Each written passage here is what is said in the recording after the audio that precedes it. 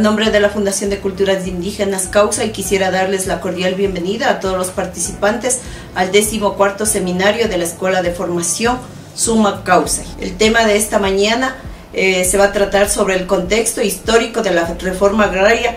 La ponencia está a cargo del doctor Alex Zapata. El compañero es abogado de profesión y docente de la Universidad Central del Ecuador, especialista en temas agrarios del agua, tierra y territorios.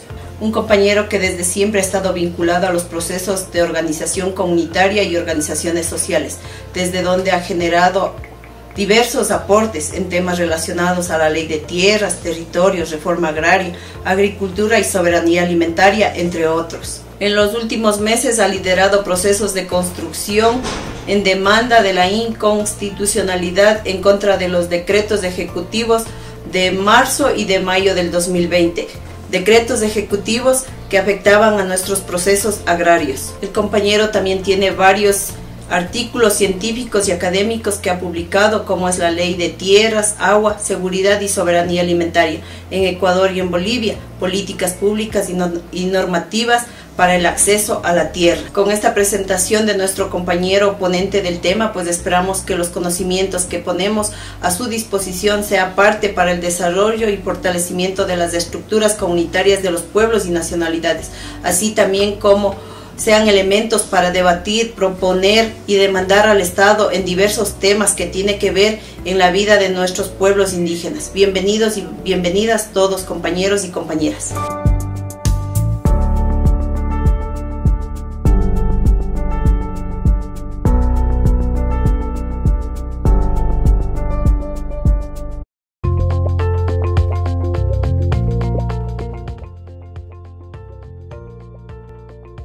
Bueno, entonces el punto de partida es el siguiente. Punto de partida, quiero que nos ubiquemos a inicios del siglo XIX más bien, en la Francia napoleónica, ¿no? En la Francia de Napoleón Bonaparte. Hay un hito, digamos, ¿no? En la Francia de Napoleón Bonaparte, que es la promulgación del Código Civil, el Código Civil de 1804, Código Civil napoleónico, ¿no? El Código Civil de Francia representa, digamos, primero la superación de toda la legislación, de todas las leyes, de todas las normas propias de la edad media, ¿no? Del feudalismo, ¿ya? Entonces habían leyes que eran herencia de la época romana, del derecho romano, habían leyes que eran muy propias, sobre todo, y fuerte en Europa, leyes de, digamos, de lo que genéricamente, digamos, del derecho canónico, ¿no? Derecho canónico, este derecho de la Iglesia, ¿no? Gestado por la Iglesia, ¿verdad? Y por otro lado, este derecho señorial, ¿no? Es una serie de normas propias de los señoríos, ¿no? De estos señoríos feudales. Qué derechos para transitar por una carretera que pasaba por uno de estos latifundios, qué derecho para utilizar el puente, una serie de derechos señoriales, ¿no? que evidentemente representaban el poder territorial que tenían los señores feudales, ¿no? Entonces, claro, el Código Civil elimina todo esto, o sea, elimina toda esta dispersión legal, esta dispersión normativa, y dicen, no, nada de esto, acá vamos a tener un solo cuerpo normal, legal, un cuerpo normativo, digamos, que es el Código Civil, ¿no? Y que además ya representa el poder de la República, ¿no? ¿Verdad? Y también, si ustedes quieren, esto nos podría llevar a otro debate interesante, ¿no es cierto?, que es el tema de este debate sobre pluralismo jurídico y monismo jurídico, ¿no es cierto? Sí, que es un debate que seguramente ustedes lo habrán, no sé si ya lo habrán abordado, pero que tiene que ver con toda esta historia, ¿no? Porque entonces el Código Civil pasa a representar esta perspectiva del monismo jurídico. ¿Cuál es, digamos, quién tiene la potestad de dictar normas y leyes? Es el Estado, ¿no? O sea, el Estado pasa a asumir el monopolio de las leyes. Ya ni siquiera es la Iglesia, ya no es la Iglesia con su derecho canónico, ya no son los señoríos feudales con su derecho señorial, ¿no? Ya no son los rezagos del derecho romano, ya no. Ahora todo está consolidado en el Código Civil, como la ley suprema de la República, digamos, ¿no?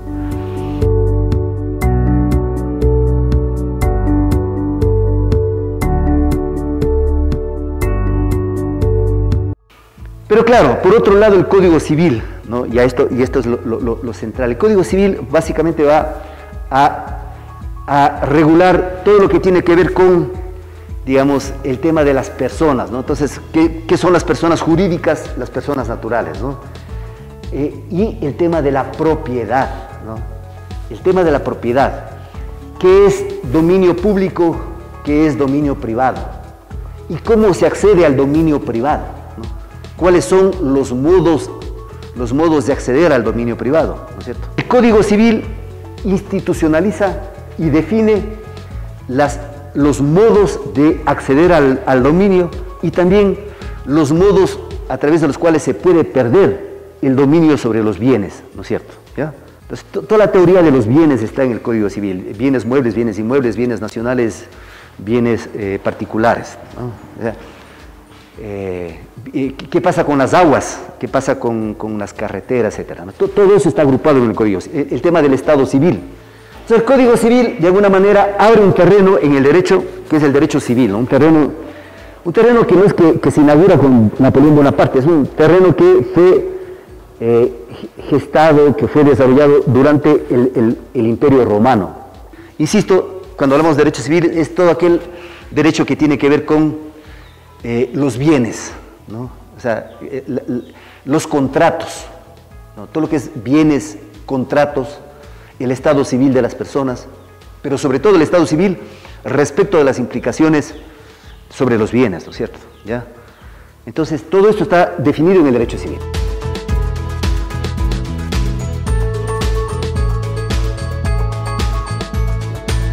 Ahora, resulta que en Europa estaba viviendo todo el tema de la revolución industrial. La revolución industrial que arrancó a mediados del siglo XVIII en Inglaterra y se fue extendiendo por toda Europa, ¿no? O sea, claro, con una transformación de las relaciones sociales de producción en Europa, ¿no? Todo lo que fue la sociedad feudal se fue cayendo en pedacitos, digamos, ¿no? Entonces empiezan a aparecer en las zonas rurales de Europa una serie de conflictos, ¿no? Estos grandes latifundios que se niegan a desaparecer, que no quieren desaparecer. Y por otro lado, una serie de movimientos campesinos, ¿no? Movimientos campesinos en Europa que en cambio están reclamando el derecho a acceder a la tierra. Pero ya en ese contexto de una enorme conflictividad social en el mundo europeo, ya el derecho civil se va quedando corto, el derecho civil se queda corto. No alcanza el derecho civil, o sea, los modos de adquirir el dominio en el derecho civil, ¿no? La accesión, la prescripción, la transmisión, la transferencia, todos los modos que establece el derecho civil para que se pueda acceder al dominio sobre los bienes, se queda muy corto, muy pequeño frente a la conflictividad social en Europa. Lo que vamos a ver entonces es, ¿no es cierto? Vamos a ver que este derecho agrario, este derecho civil, termina siendo un derecho incipiente, o sea, un derecho insuficiente para ayudar a resolver la gran problemática agraria. Entonces empieza a nacer en Europa, los primeros elementos de lo que diríamos el derecho agrario. Pero el derecho agrario no nace de la nada, de alguna manera es un hijo del derecho civil, ¿no? Es un hijo del derecho civil. Entonces, vamos a tener que del derecho civil va a nacer un derecho agrario.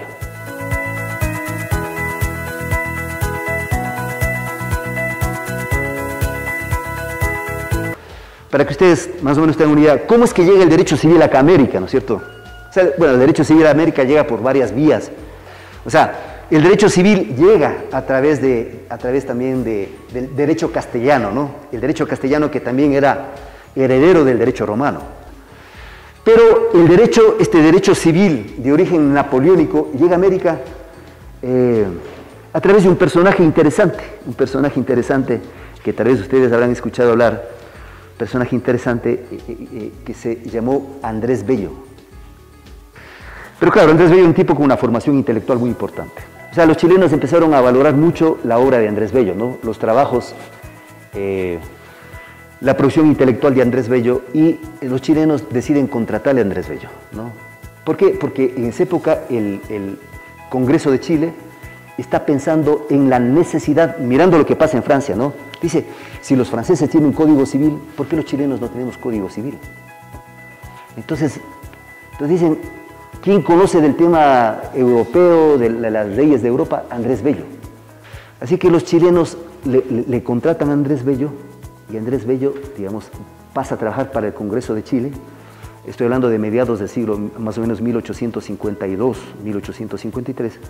Andrés Bello va a Chile y él trabaja con el Congreso de Chile, ¿no? De tal manera que se construye el Código Civil de Chile, el Código Civil chileno.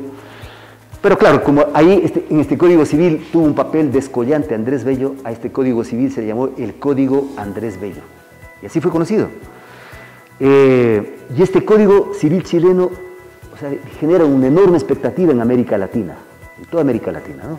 De tal manera que luego de Chile, el Ecuador, nuestro país, chuta, dice, no, pues, o sea, ahí está el modelo, o sea, no tenemos que esforzarnos mucho. Entonces se formó una comisión aquí en el Ecuador, estoy hablando del año 1856, se formó una comisión aquí en el Ecuador de juristas, de abogados, pero los abogados no se esforzaron mucho. Sí, ya estaba el Código Civil de Andrés Bello, pues, aquí está, ¿no es cierto? No hay que hacer mayor sacrificio. Entonces, el Ecuador aprobó el Código Civil en el año de 1859. O sea, tenemos Código Civil desde 1859.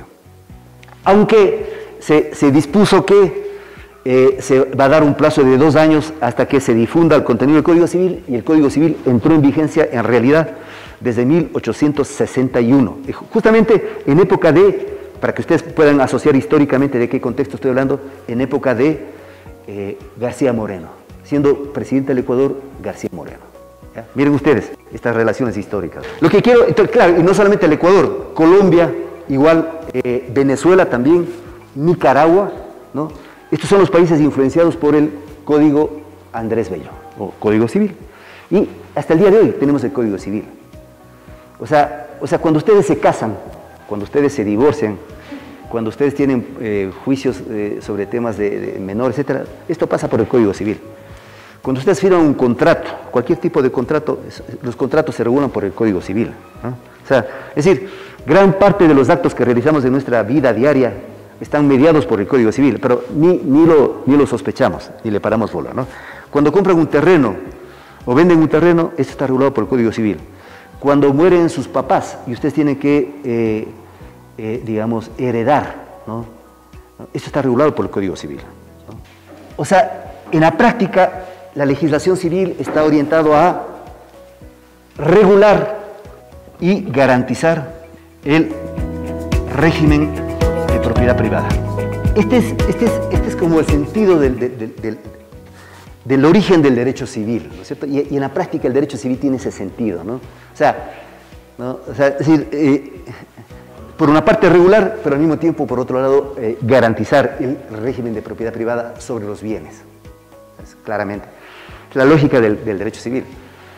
Este es el sentido con el cual se desarrolla el derecho civil en el contexto napoleónico, y de alguna forma es la manera en cómo llega a América Latina y cómo se desarrolla en América Latina.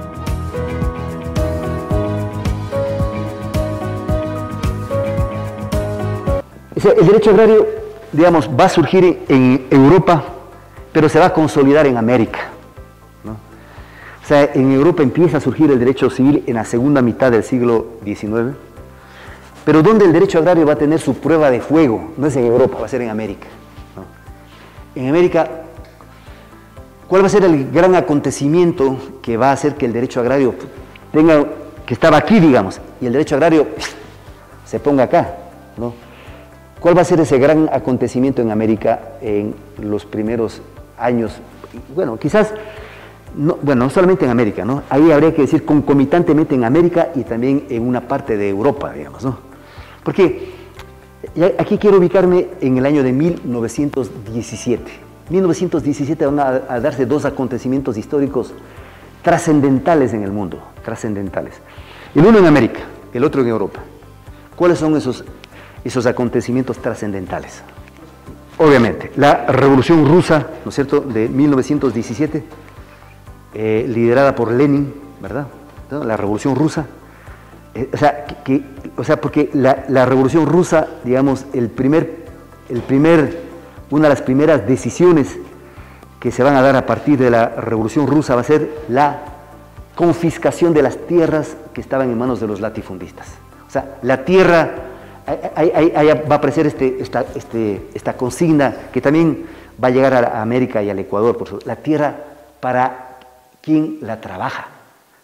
Esto nace en la Rusia, digamos, ¿no? En la Rusia revolucionaria de 1917.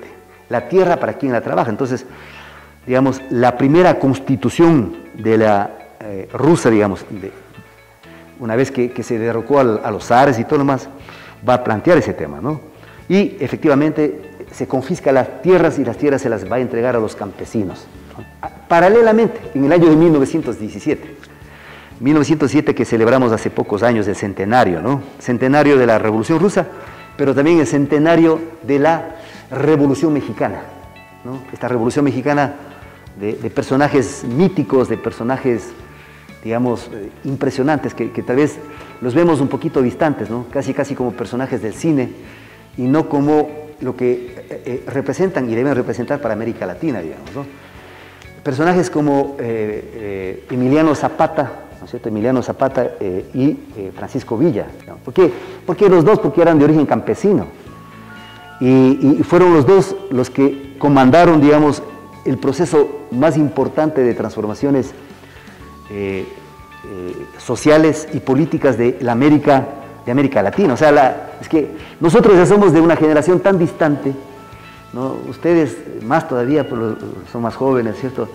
Para ustedes el tema de la Revolución Mexicana termina siendo una cosa demasiado distante, lejana, ¿no? En el tiempo y tal vez en la geografía, ¿no? México está un poquito lejos. Pero hay que entender el impacto que tuvo la Revolución Mexicana aquí, pues. O sea, es decir, y lo propio de la Revolución Rusa, ya que César mencionaba personajes como Dolores Cacuango, o sea, no se podría entender. O sea, es que si no vamos haciendo esas conexiones históricas, no se podría entender el desarrollo de un partido comunista aquí en el Ecuador, ¿no? Sin el peso y la incidencia que tuvo la Revolución Mexicana y la Revolución Rusa. Curiosamente, en la historia de la creación del Partido Comunista, que surge en los años 20, 26, hay un papel clave del embajador de México en el Ecuador, un papel clave, ¿no? Es decir, estos son elementos que están ahí, a veces no le paramos bola, pero el embajador de México aquí en el Ecuador fue un papel clave en lo que va a ser la germinación del Partido Comunista aquí en el Ecuador. Y Partido Comunista en el cual van a militar gente como María Luisa Gómez de la Torre o Dolores Cacuango, ¿sí? ¿No? O Jesús Gualavicí, etcétera, ¿no? Claro, entonces la Revolución Mexicana también va a plantear el tema de la liquidación de los latifundios en México, ¿no? Este va a ser como la bandera de la Revolución Mexicana, ¿no? Y claro, los más radicales, los que no dieron el brazo a torcer, porque muchos dirigentes mexicanos, ¿no? Muchos de los jefes de la Revolución Mexicana, ellos pactaron con los latifundistas, como aquí también, con la Revolución Liberal, ¿no es cierto? Con la Revolución Liberal, recuerden ustedes que, por ejemplo, personajes como Leonidas Plaza Gutiérrez, que también era manabita, que igual que Alfaro peleó en Centroamérica y todo lo más, pero Leonidas Plaza Gutiérrez termina pactando con las élites conservadoras, con las élites terratenientes, y el pacto que se da es a través de un matrimonio, porque Leonidas Plaza Gutiérrez se termina casando con la señorita Avelina Lazo, que era hija de los latifundistas más grandes de Cotopaxi. Entonces ya Leonidas Plaza Gutiérrez ya no era el general de la revolución, porque él terminaba siendo el general más bien de la contrarrevolución. Lo mismo pasó en México, y por eso que los líderes que trataron de sostener la revolución en su posición de transformación profunda fueron asesinados. Primero lo asesinaron a Emiliano Zapata, lo traicionaron ahí y lo asesinaron. Y luego lo asesinaron a Pancho Villa, ¿no? O sea, a los más importantes y los que habían logrado que en la revolución, digamos, en la Constitución de México de 1917, la llamada Constitución de Querétaro, porque fue aprobada en la población de Querétaro, ¿no? Conste ahí en el artículo 27 de la Constitución de México el tema de la reforma agraria. Pero, o sea, se adelantaron en el tiempo porque no solamente plantearon el tema de la reforma agraria, sino que además ellos plantearon un tema clave, un tema que hoy en día ha vuelto a estar en la discusión, ¿no? El tema de la prohibición para que los extranjeros puedan tener la propiedad sobre la tierra. O sea, la tierra de los mexicanos es para los mexicanos. O sea, que así debe ser, ¿no? Pero, y prohibieron la extranjerización de la tierra, porque antes en México los dueños de la tierra eran gringos, ¿no? O sea, y por eso los gringos se fueron llevando Texas, se fueron llevando California, se fueron llevando Arizona, ¿no? Se fueron llevando gran parte de México, porque los que tenían el control de esas tierras eran gringos. O sea, a ellos después no iban a parar bola a las leyes mexicanas y cosas así. Nosotros no tenemos nada que ver con ustedes. O sea, y eso pasó a manos de los gringos, ¿no? Entonces, es un tema importante, ¿no? Y sobre esto quizás nos dé el tiempo para hablar al final, ¿no? Sobre este tema de la extranjerización de la tierra. Bueno, entonces, claro, con lo que pasó en la Rusia soviética, digamos, de 1907 y luego en México, o paralelamente en México, pues el derecho agrario que estaba incipiente, el derecho agrario, ¿no? Entonces, a partir de ahí, claro, y en América Latina vamos a tener voy a hablar rapidito de América Latina para luego entrar en el Ecuador. Eso, vamos a tener una serie de experiencias políticas muy interesantes, ¿no? En las cuales, digamos, el derecho agrario va a seguir creciendo, ¿no?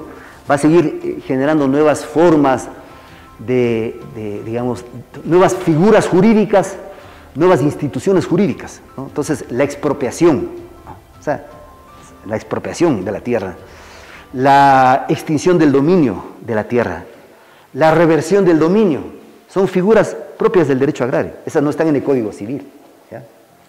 O sea, y sobre todo, digamos, el hecho de que, y aquí viene una figura clave que es propia del derecho agrario, el hecho de que la tierra debe cumplir una función social.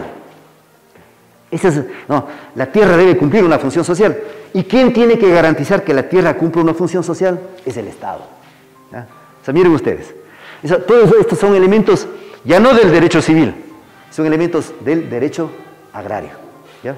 Entonces digo, después de México, otro gran proceso histórico, hay muchos en América Latina, el tiempo no nos diera para hacer un recuento de cada uno de ellos, pero otro momento histórico clave en América Latina va a ser un proceso que se da en Guatemala en el año 44, 1944.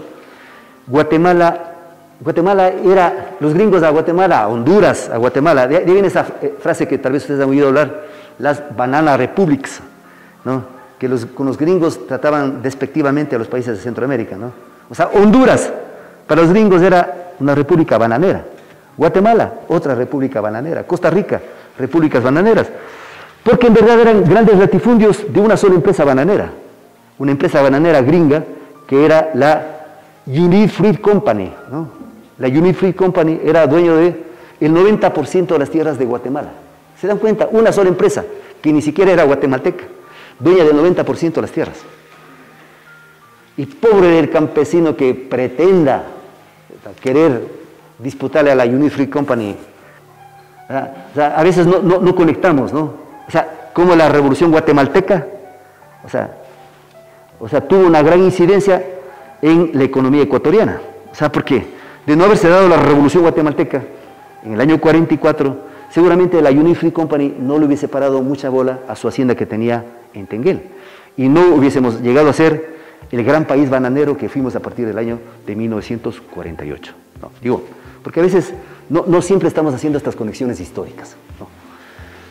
Bien, entonces, claro, y luego tenemos también la Revolución Boliviana. La Revolución Boliviana del año 52, ¿no? En Bolivia también se da una revolución, sobre todo liderada por los trabajadores mineros, ¿no? Los trabajadores mineros, porque Bolivia, la economía boliviana era la economía del estaño, pues, ¿no? La economía del estaño. y los trabajadores mineros trabajaban en unas condiciones brutales, porque son minas de socavón, ¿no? Adentro de los socavones, y habían tres grandes propietarios de minas, ¿no? Un señor Patiño, ¿no? Son tres, los varones del estaño les decían estos empresarios bolivianos de nacimiento, pero tenían grandes inversiones en Inglaterra, eran dueños de grandes fundidoras de estaño en Inglaterra, ni siquiera en Bolivia. Pues señores estos, Aramayo, Patiño y Holmgren, que eran los grandes, los varones del estaño, ¿no? Entonces, claro, y los trabajadores hambrientos, por además por la silicosis que les comía los pulmones, los trabajadores bolivianos morían tempranamente, morían. O sea, si un trabajador boliviano llegaba a los 50 años, entonces ya casi un abuelito de milagro, digamos, porque los pulmones se hacían como un cartón prensado, digamos, ¿no? Por el tema de estar respirando siempre el polvo de las minas, ¿no? Entonces, en esa Bolivia se da una revolución súper importante en el año 52 y también los bolivianos lo primero dicen, no, pues aquí el tema de fondo que tenemos que atacar es el tema del latifundio, ¿no? O sea, hay una revolución también agraria, una reforma agraria en Bolivia. Ahí tal vez el problema de los bolivianos que centraron el tema de la reforma agraria a la parte del altiplano. No pensaron que después con el tiempo la ambición de los terratenientes iba a ir a la zona del oriente boliviano, a Santa Cruz, a Tarija, a toda la zona, el Beni, etcétera, ¿no? La parte más oriental de Bolivia. O sea, los bolivianos en esa época no pensaron en que esa zona iba a ser la zona de los grandes latifundios. Pero bueno, se dio una reforma agraria en Bolivia, muy importante. Todo esto, todas estas experiencias históricas fueron alimentando, fueron fortaleciendo las concepciones, la teoría, ¿no? Las instituciones del derecho agrario, ¿ya?